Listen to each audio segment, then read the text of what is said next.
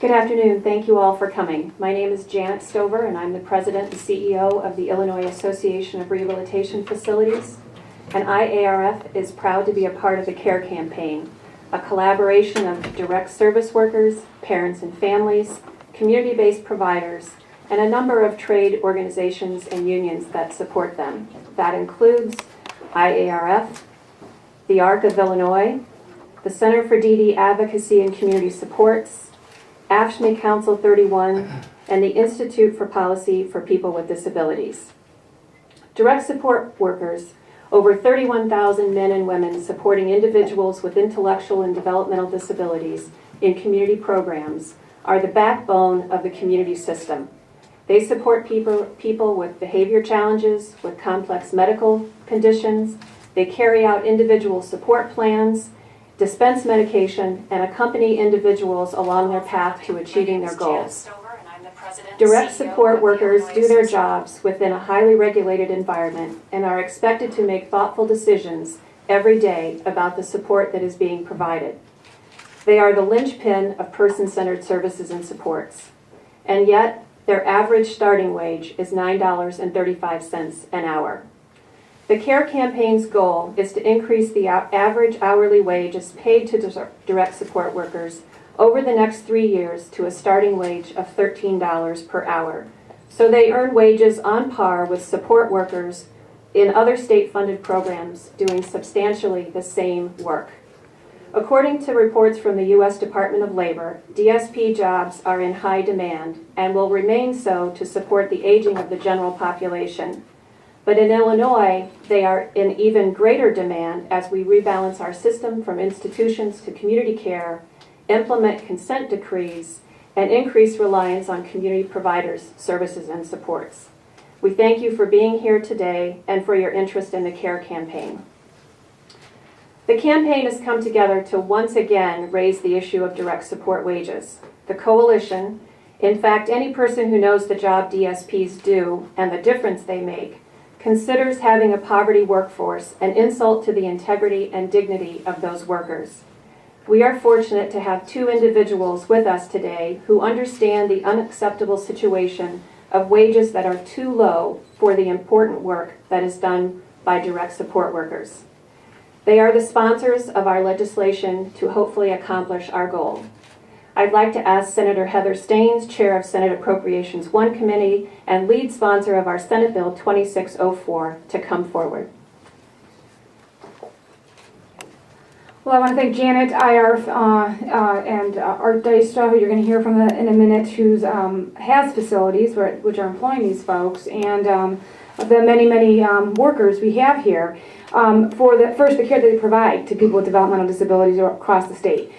Hugely important, vital services. Any of us who have had folks that we know and love with developmental disabilities know that you rely on them. I mean, these are the frontline workers who are taken care of day in, day out. When they're getting paid a wage of just $9.35, however, they have a hard time making that sustainable, and they end up having to leave and find other work. This is a very high turnover industry work with the workers. As a result, average nationally is 50% turnover for these workers. That creates huge problems, and it's very much against what we as a state are trying to do from a public policy viewpoint, and that is keep people in the community and home care providers. And if we are not actually building up the capacity of these providers, we can't do that. We have huge waiting lists of people with developmental disabilities waiting to get services from the state. We don't have the community capacity to be caring for them. We haven't done a rate increase since 2007 for these providers. It's overdue. Been having conversations with the governor's office and folks in the administration, and really look forward to trying to, at least over time, and quickly over time, but I understand that we may take a while to get this up to a living wage. So this is going to be a top priority for me this session. Appreciate your interest in this, and really appreciate what the workers are doing for folks with developmental disabilities and providing the kind of love and care that they so well deserve with wages that really are not keeping your own home care able to survive what you need. So thank you very much for your service. Thank you, Senator Staines. And we also have with us Representative Robin Gable, Vice Chair of the House Appropriation Human Services Committee and Chair of the House Human Services Committee and lead sponsor of our House Bill 3698. Representative. Thank you. Thanks, Janet. Good morning. So it is really my honor to work with the CARE campaign. To me, we all understand that the way that we can grow our economy, the way that we can come out of our really bad fiscal situation is really to create a thriving middle class. And one of the ways to do that is to really at least give people a livable wage. When we put money into the pockets of low-income workers, that money goes right into the economy and the economy starts to grow. So I also want to echo the senator's comments. These are folks that work very hard. Their job is not easy, and they need to be paid what they deserve to be paid. So I'm thrilled to be able to carry this bill and to move this issue forward. Thank you. I understand that both of them have commitments, and I just want to say on behalf of the coalition how much we appreciate the brave support that you've given us and the passion that you will bring to our efforts. So thank you very much. I also want to acknowledge the group of individuals that we're all here on behalf of, and that is direct support professionals. And we couldn't obviously bring all 31,000 of them into this room. We're lucky to get ourselves in this room, but we do have representing them, and as you can see, holding cards that we'll be delivering to the governor's office after our event. DSP representatives from Ray Graham Association, Milestone in Rockford, Hope School in Springfield, Easter Seals and UCP in Will County, and the ARC of Rock Island. As I said, the foundation of supporting people with disabilities in the community is the direct support worker, the men and women who stand beside these individuals to assist them to be successful in their community and in their lives. It's a job that requires tremendous skill, dedication, and perseverance. It's a job that pays great dividends, personal dividends such as friendship, accomplishment, and fulfillment. But it is also a job that pays far too little in terms of a living wage for the responsibilities that are placed on those who do it. On average, direct support workers' starting wage is $9.35 an hour, 21% below the U.S. Department of Health and Human Services poverty threshold for a family of 4. Many qualify for public assistance. To understand what that means to someone who does the job, I'd like to introduce Teresa Wilson, a DSP from Milestones in Rockford.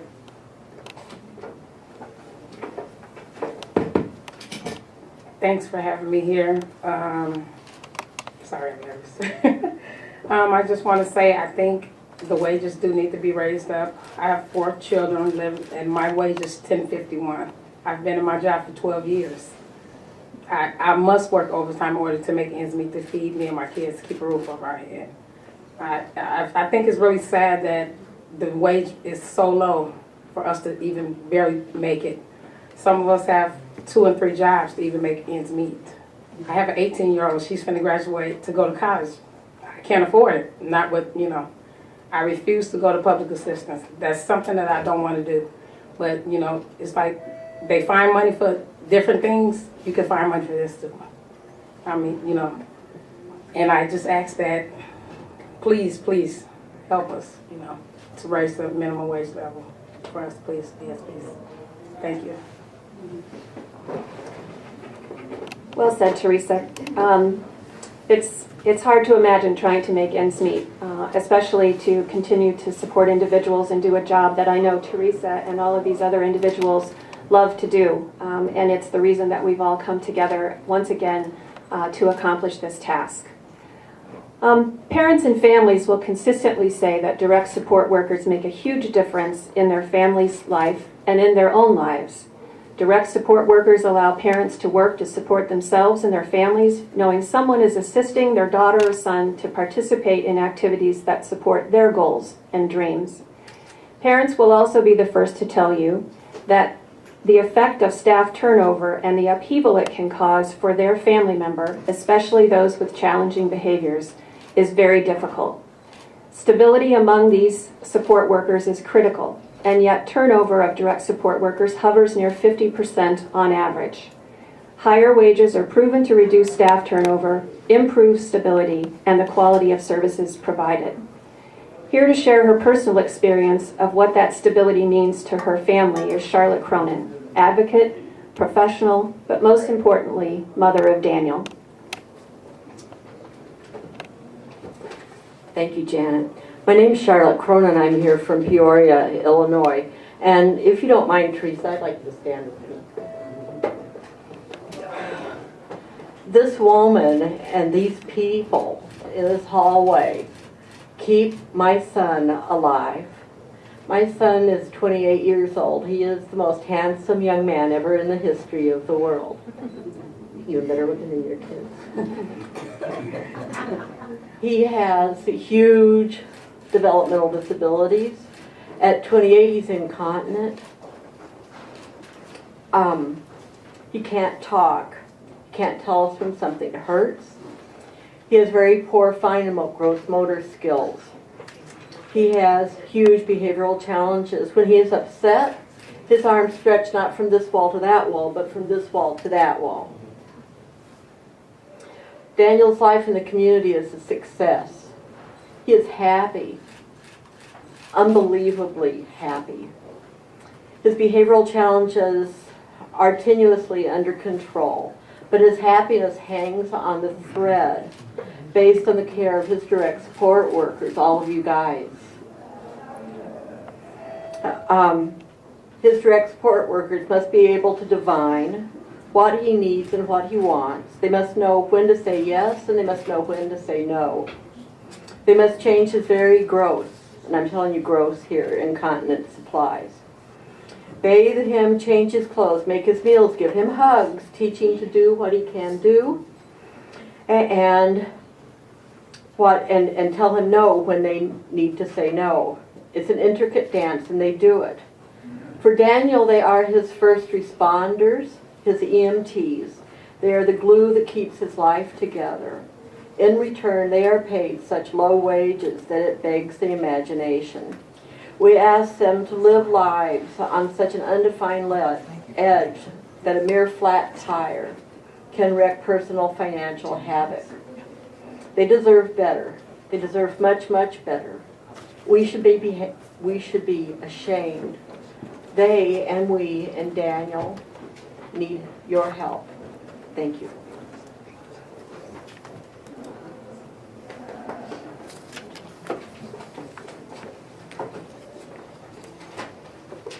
Thanks, Charlotte.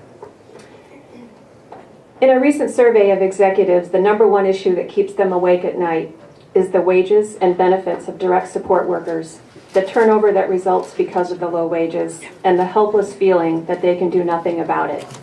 Wages are limited by the level of state reimbursement to pay them. There has not been a system-wide state-funded increase to increase wages since fiscal year 2008. Yet inflation has risen 2.1% over all those years since then. Because they are bound by service agreements with the state, providers cannot raise their prices, they cannot cut their service hours, and they cannot do any of the things ordinary businesses would do to make ends meet. And yet, every day, CEOs place great faith and confidence in direct support workers to make a difference in the lives of the individuals that they support. Here to share the deepening concern of CEOs across the state with maintaining a qualified workforce is Kim Zeller, President and CEO of Ray Graham Association.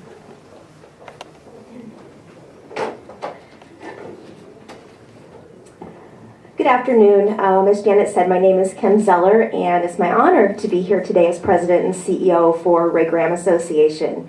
It's particularly fantastic because we have some of our direct support staff here from Ray Graham today, and just hearing Teresa speak about her experiences, that's not just the experience that she has, that's the experience of every single direct support worker around the state.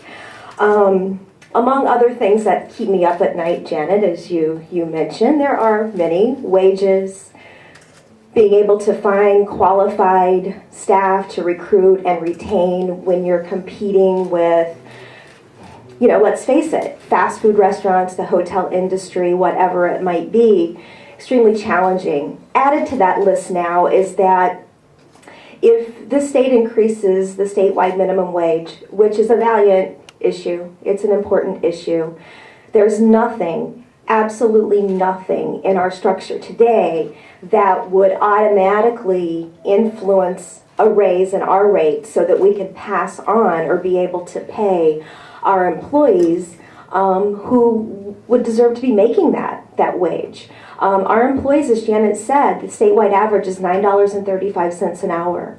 So where in the world would that money come from? I have no idea. That keeps me up at night. Something that I want to also just make sure that you all understand is that the work that these staff do is among the most important and invaluable work anywhere that I believe. And the number one issue that drives quality of services in our state, I believe, is the payment issue. You hear from moms, you hear from DSPs. It's really time that we make this change, and we do it now. There's always money for other things except for us. And that's really why we're here today. We can disagree on so many things sometimes, but this one issue has all brought us here to Springfield on this snowy day to try to influence some change and make sure that people get the wages that they are really, that they really deserve and that they're owed. So thank you. Thanks, Kim. As you can see, the issue of raising direct support wages is personal. It's personal to the individuals and families who depend on these workers.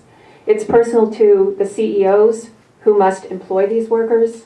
And it's most personal to the more than 31,000 workers like Teresa and the others here and the others across the state who don't earn enough to support their own families. Nearly half of that workforce has already signed postcards that we will be delivering to the governor as soon as the press conference is over. The postcards ask the governor to include a wage increase in his FY15 budget in hopes of helping us accomplish our goal of this 3-year adjustment up to $13 an hour as the average starting wage. We invite any of you from the media who would like to join us in that presentation to follow along with us after the press conference.